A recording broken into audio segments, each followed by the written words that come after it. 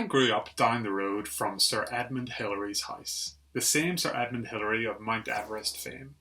It was one of my favourite facts to point out growing up was we would pass it by. Edmund Hillary lived there. Then I went to a college nearby where there were loads of international students, and I couldn't count the number of fellow students from around the world that I passed the word on to about how this was Sir Edmund Hillary's home. Then, just a few years ago, I was reading this book called 3 Cups of Tea. And in it was talking about Edmund Hillary, but it said he was from New Zealand. Now, obviously, I knew this author had his facts wrong because he was from that house up the road from me. So in an attempt to prove him wrong, I of course went straight to the fount of all knowledge, Wikipedia, and discovered that no, the author was right. Edmund Hillary is and always was a New Zealand native. At no point in time did he ever live in Belfast. Extremely confused, I called my mum and I said to her, "Did you lie to me at some point in time and tell me that Edmund Hillary lived in that house up the road?" "No," she replied, "but when you were really young, my friend who's a weekend hiker lived there."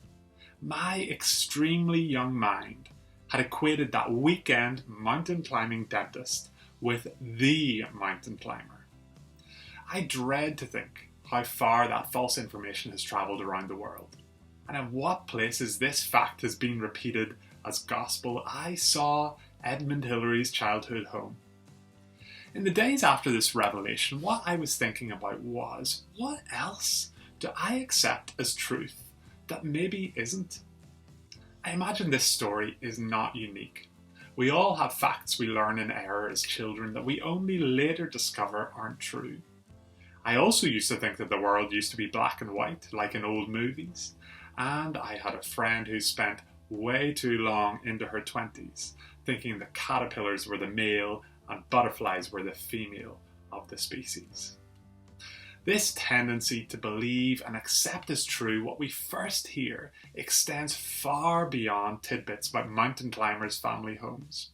Think about all those other beliefs that we have, the ones that we hold about ourselves. Like maybe believing we aren't brave enough to take on that new opportunity when it presents itself. That we aren't likable enough to ask that person out and have them accept. That we aren't smart enough to go for that promotion. What are the opinions, the beliefs, the truths that we tell ourselves or believe about ourselves that might have been hanging around our heads for so long that they must be true? I'm not saying here to throw out everything you've ever believed, but I am saying to learn to question these long-held beliefs. Train yourself to start asking the question, like I was forced to with Edmund, is this belief based in actual fact? Or is it based in me picking up something wrong in the far distant past? Where did I pick that belief up? And is it based on something solid? I think that you'll find that, like me, you might be surprised at the truth you'll find and the changes it could bring if you dig a little bit deeper into asking that question.